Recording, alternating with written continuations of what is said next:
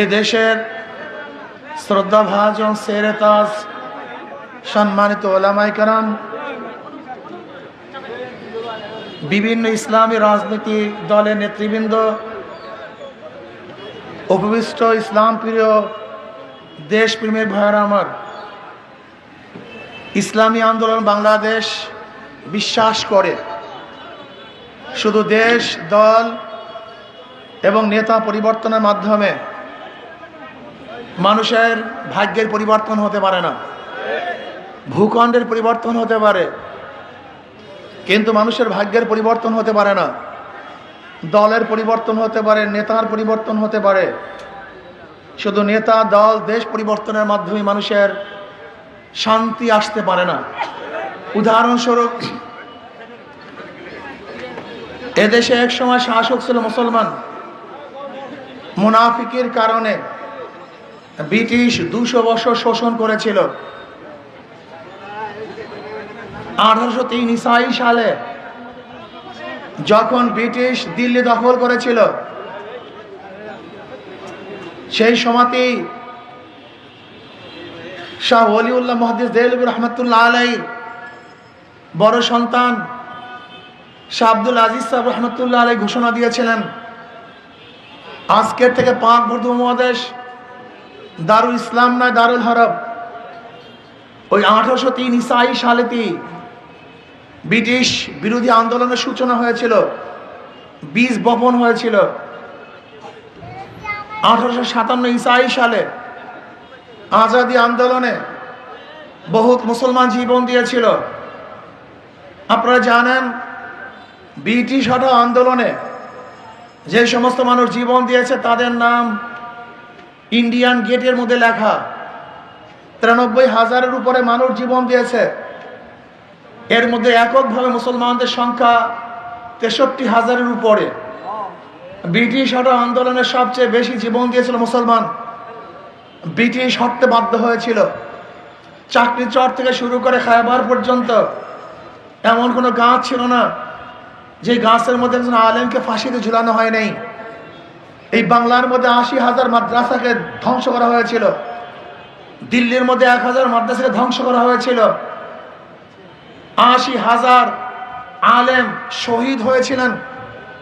বহুত ওলামায়ে কেরাম মুসলমান হিজরত করতে বাধ্য হয়েছিলেন। ভেবেছিলাম ব্রিটিশ এদেশ থেকে বিতাড়িত হলেই মানুষ শান্তি পাবে, মুক্তি পাবে, কিন্তু আমরা কি দেখলাম? মানুষ শান্তি পায় নাই, মুক্তি পায় নাই। আবার মুসলমানরা চিন্তা করছে, মুসলমানদের যদি আলাদা ভূখণ্ড হয়, আলাদা দেশ হয়, তাহলে মানুষ, মুসলমান শান্তি পাবে। মুসলমানদের আন্দোলনের কারণেই 47-এ পাকিস্তান নামে একটা দেশ পেয়েছিলাম। এই পাকিস্তান নামে দেশের পিছনে একমাত্র অবদান ছিল মুসলমানদের। ভেবেছিলাম পাকিস্তান করতে পারলেই মানুষ শান্তি পাবে। পাকিস্তানের 2টা অংশ, পশ্চিম পাকিস্তান, পূর্ব পাকিস্তান, 2 অংশের মধ্যে ব্যবধান 1700 কিলোমিটার। এই 2 অংশে বিভক্ত এক দেশ পাকিস্তান নামীয় এই দেশটা ভারত থেকে আলাদা হওয়ার পিছনে কি কারণ ছিল? ভৌগোলিক কোনো কারণ ছিল না, এখানে ভাষার কোনো কারণ ছিল না, ঋতুর কোনো কারণ ছিল না। একমাত্র কারণ ছিল ওরাও সংখ্যাগরিষ্ঠ মুসলমান, আমরাও সংখ্যাগরিষ্ঠ মুসলমান। কাজে পাকিস্তান মুসলমানদের দেশ, অন্য কারো দেশ নয়। ভেবেছিলাম শান্তি পাবো, কিন্তু আমরা কি দেখলাম? পশ্চিম পাকিস্তানের শাসকরা পূর্ব পাকিস্তানের মানুষের সাথে বৈষম্য করছে, জুলুম, অত্যাচার, অবিচার করছে।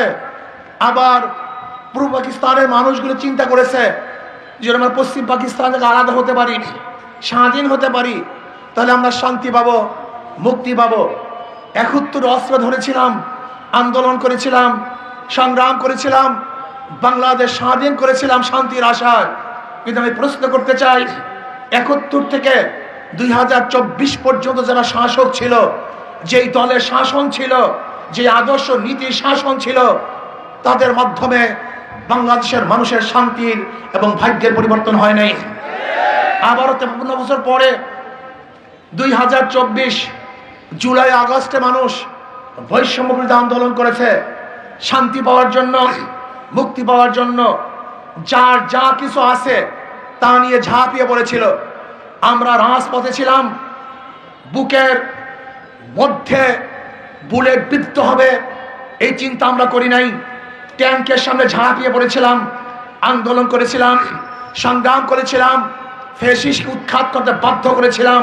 ভেবেছিলাম এদেশে চাঁদাবাজি থাকবে না, দুর্নীতি থাকবে না, জুলুম থাকবে না, অত্যাচার থাকবে না, অবিচার থাকবে না। বাংলাদেশের কোন মানুষ খোলা আকাশের নিচে ঘুমাবে না, বাংলাদেশের একজন মানুষ ক্ষুধার্ত থাকবে না, একজন মানুষ চিকিৎসাহীন মারা যাবে না, আমার বাংলাদেশের কোন মেয়েরা ধর্ষিত হবে না, কোন চাঁদাবাজরা কোন ব্যবসায়ীকে আর চাঁদা দিতে হবে না।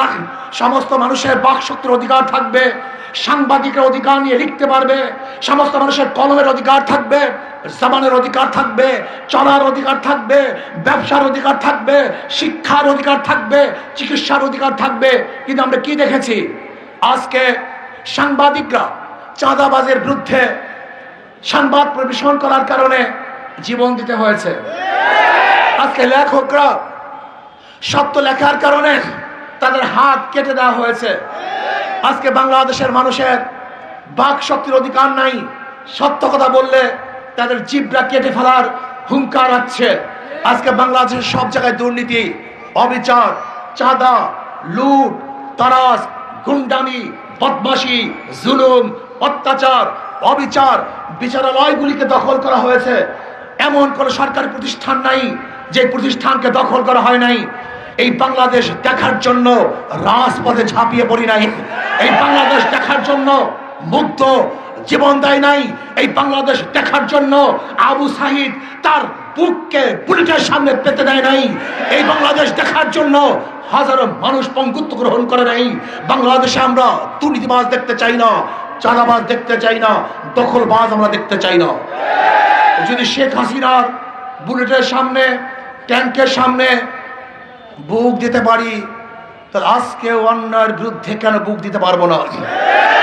যদি শেখ হাসিনার জুলুমের বিরুদ্ধে কথা বলতে পারি, আজকেও চাঁদাবাজের বিরুদ্ধে কেন কথা বলবো না?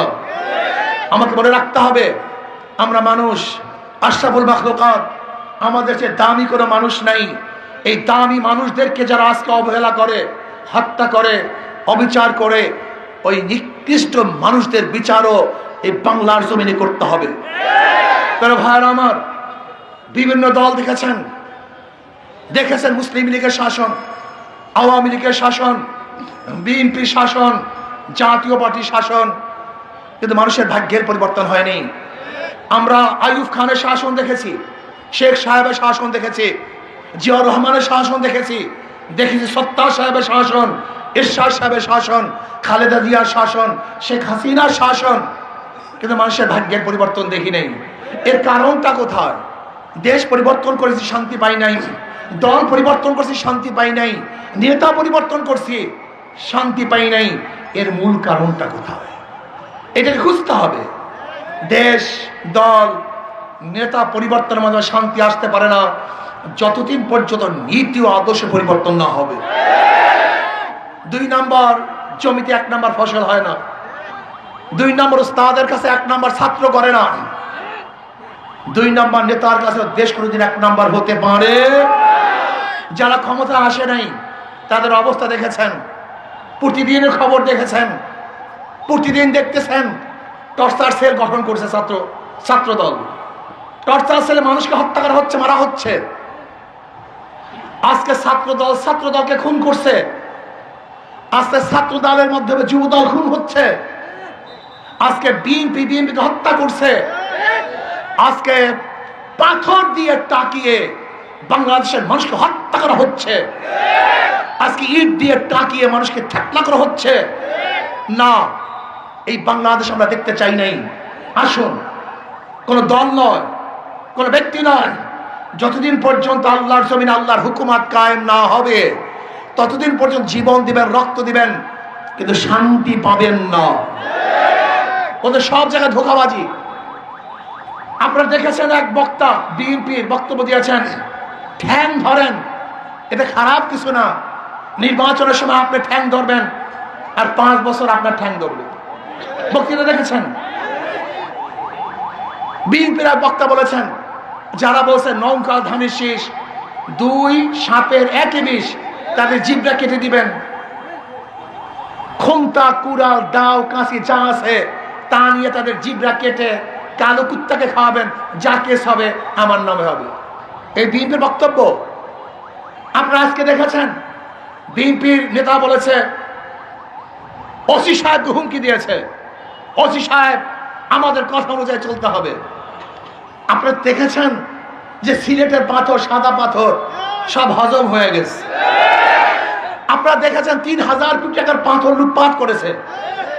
এমন কোন জায়গা নাই যেখানে চাঁদা দিতে হয় না, এমন কোন ব্যবসায়ী নাই যারা চাঁদাবাজের কবলে নাই। আজকে আমার মা বোনদের অবস্থাটা কি? ভোলায় তজিমুদ্দিন দেখেছেন, চাঁদা না দেওয়ার কারণে স্বামীর সামনে স্বামীকে বেঁধে রেখে স্ত্রীকে এই বিএনপির লোকজন ধর্ষণ করেছে।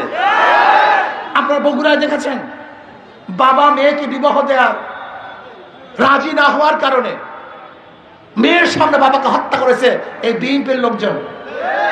আপনারা দেখেছেন যে আজকে বিএনপির লোকজনের অবস্থাটা কি?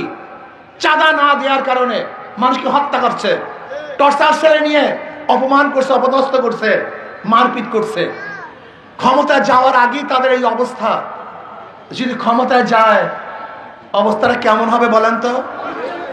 আমি অনেক সময় চিন্তা করছি, ওনারা বারবার বলে আমরা এত কেস খেয়েছি, আওয়ামী লীগ এত কেস দিয়েছে।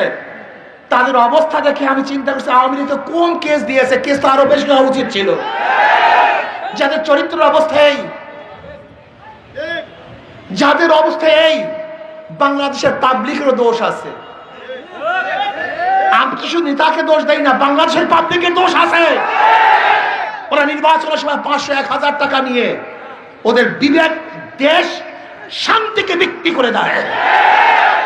500 টাকা 1000 টাকার মাধ্যমে বিবেককে বিক্রি করে, শান্তি বিক্রি করে, দেশটাকে বিক্রি করে দেয়। একটা মোরগ কেনা যায় 1000 টাকায়, আর তোমাকে কেনা যায় মাত্র 500 টাকায়। একটা মুরগির দামের চেয়েও তোমার দাম কম। লজ্জা থাকা উচিত। একটা ছাগলের দাম 10,000 টাকা, আর তোমার দাম 1000 টাকা। তুমি ছাগলের চেয়েও খারাপ। এই মানুষের বিবেক নষ্ট হয়ে গেছে। চাঁদাবাজ, গুন্ডা, বদমাশের মাধ্যমে দেশের মানুষের কোনোদিন দুর্নীতি বন্ধ করা সম্ভব না। এর জন্য আসুন আগামী নির্বাচনে যাদের মধ্যে তাকওয়া আছে, আল্লাহর ভয় আছে, এই যে দেখতেন আব্দুল কাইয়ুম সাহেব, নেত্রকোনা সিংহ পুরুষ, যদি এই সমস্ত লোক ক্ষমতায় যায়, এই যে আব্দুর রব্বানী সাহেব, আমাদের আরো প্রার্থীরা যারা আছেন, নুর ইসলাম হাকিমি সাহেব, তারপরে মুখলিসুর রহমান সাহেব, বহুত বড় বড় আলেম, এরা বড় বড় আলেম। এদের হাতের মধ্যে চাঁদাবাজির কোনো ছোঁয়া নাই, এদের হাতের মধ্যে জুলুমের কোনো ছোঁয়া নাই, এদের হাতের মধ্যে খুনের রক্ত নাই, অত্যাচার অবিচারের রক্ত নাই। এরাই যদি ক্ষমতায় যায় তাহলে এদেশের মানুষ মুক্তি পাবে, শান্তি পাবে। আমি অনেক সময় বলি ওদের সব জায়গায় ধোঁকা। যারা নৌকা নিয়ে নির্বাচন করে নৌকা চালাতে পারে না, যারা ধানের শেষে নির্বাচন করে ধান কাটতে পারে না, যারা নাঙ্গল নির্বাচন করে নিজের নাঙ্গল বইতে পারে না। সব প্রতীক গরিবের, কিন্তু যারা নির্বাচন করে একজনও গরিব না। নৌকা কাদের প্রতীক? গরিবদের। ধানের শেষ কাদের প্রতীক? গরিবদের। নাঙ্গল কাদের প্রতীক? সব গরিবদের, কিন্তু যারা নির্বাচন করে একজনও গরিব না। তার মানে ওদের মার্কার মধ্যে আর ওদের মধ্যে ব্যবধান মুনাফিকি। কিন্তু হাত ফাঁকা এমন একটা প্রতীক, যারা নির্বাচন করে তারাও ঘুরাতে পারে, যারা সমর্থন করে তারাও চালাতে পারে। পুরুষদের মার্কা হাত পাকা, মেয়েদের মার্কা হাত পাকা, মুসলমানদের মার্কা হাত পাকা, হিন্দুদের মার্কা হাত পাকা, বড়দের মার্কাও হাত পাকা, ছোটদের মার্কাও হাত পাকা। শুধু কি তাই? ধানের শীষ কেউ বুকে নিয়ে ঘুমায় না, নাঙ্গল কেউ বুকে নিয়ে ঘুমায় না, নৌকা কেউ বুকে নিয়ে ঘুমায় না। কিন্তু ঠিক ঘুমের সময় যেই মার্কাটা বুকের উপরে থাকতে, সেই মার্কাটার নাম হাত পাকা। কারেন্ট ফেল করে, হাত পাকা ফেল করে না। হাত পাকা সবাইকে শান্তি দেয়। আমি বিশ্বাস করি যদি হাত পাকা বিজয় হয়, সমস্ত মানুষ বিজয় হবে। হাত পাকা বিজয় হয়, এই রাষ্ট্র বিজয় হবে। হাত পাকা বিজয় হয়, সব জাতি বিজয় হবে। কাজে আজকে থেকে ইনশাআল্লাহ এখানে যারা আসছেন, ঘরে ঘরে, দাঁড়ে দাঁড়ে ওদেরকে বুঝাতে হবে, পাবলিককে বুঝাতে হবে তেঁতুল গাছে কোনোদিন আমের আশা করা যায় না, চোর ডাকাত বদমাশদের মাধ্যমে দেশ কোনোদিন শান্তি হতে পারে না। এই জন্য ইনশাআল্লাহ এবার আন্দোলন চাঁদা মুক্ত দেশ গড়ার আন্দোলন। আগামী বাংলাদেশ দুই ভাগে ভাগ হয়ে যাবে। কয় ভাগে ভাগ? ইসলামের পক্ষের শক্তি এবং ভারতের পক্ষের শক্তি, বিপক্ষের শক্তি। ভারতের পক্ষের শক্তি, ভারতের বিপক্ষের শক্তি, ইসলামের পক্ষের শক্তি, ইসলামের বিপক্ষের শক্তি। এই দুই ভাগে ভাগ হয়ে যাবে। ইসলামের পক্ষে, ভারতের বিপক্ষে, ইসলামের বিপক্ষে, ভারতের পক্ষে। কি কথা ঠিক না? কাজে আপনারা ভারতের পক্ষে ইসলামের বিপক্ষে থাকতে চান না ইসলামের পক্ষে ভারতের বিপক্ষে থাকতে চান? কাজে আসুন আমরা সমস্ত ইসলামী দলগুলো ঐক্য হয়ে আগামী একটা বাক্স দেব। যেই এলাকায় যে ইসলামের প্রার্থী থাকবে আমরা তাকেই ভোট দেব, তাকেই নির্বাচিত করব, তার দল করবে ইনশাআল্লাহ। আমি বিশ্বাস করি আগামী দিনে আমরা সমস্ত ইসলামের পার্টিরা একত্রিত হয়ে একটা বাক্স দিতে পারি, তাহলে আগামী ইসলাম ক্ষমতায় যাবে, অন্য কেউ ক্ষমতায় যাবে না ইনশাআল্লাহ। ইসলামকে মানুষ ক্ষমতায় নিবে, অন্য কোনো আদর্শকে ক্ষমতায় নিবে না ইনশাআল্লাহ। কাজে আসুন আমরা সবাই ইসলামের পক্ষে থাকবো, হাত পাকার পক্ষে থাকবো। আমি প্রার্থী ঘোষণা করছি নেত্রকোনা 1 মাওলানা মামুনুর রশিদ রব্বানী দুর্গাপুর কলমা কান্দার থেকে। বলেন আলহামদুলিল্লাহ। নেত্রকোনা 2 নেত্রকোনা সিংহপুরুষ হযরত মাওলানা আব্দুল কাইয়ুম সাহেব দামাত বরকাতুহুল আলিয়া। ইনশাআল্লাহ বিপুল ভোটে বিজয় করতে হবে ইনশাআল্লাহ, বিপুল ভোটে বিজয় করতে হবে। নেত্রকোনা 3 জাকির হোসেন সুলতান কেন্দুয়া 8পাড়া জাকির হোসেন সুলতান। আলহামদুলিল্লাহ। নেত্রকোনা 4 হাফেজ মাওলানা মুখলিসুর রহমান সাহেব। বলেন আলহামদুলিল্লাহ। মদন মোহনগঞ্জ। নেত্রকোনা 5 মুফতি নুরুল ইসলাম হাকিমি। মাশাআল্লাহ আলহামদুলিল্লাহ। আপনাদের গৌরব ইনশাআল্লাহ নেত্রকোনা 5 থেকে নির্বাচন করবে। এরপরেও ইসলামী দলগুলো ঐক্য হয়ে কেন্দ্রীয়ভাবে যেখানে যেই দলকে দেয়া হবে আমরা ইনশাআল্লাহ সেখানে সেই দলের সাথে কাজ করবে ইনশাআল্লাহ। কাজে আল্লাহ আমাকে আমাদের সবাইকে কবুল করে নেন। এখন থেকে নেত্রকোনার চেহারা পরিবর্তন করতে হবে, সব জায়গায় ইসলামের দাওয়াত দিতে হবে।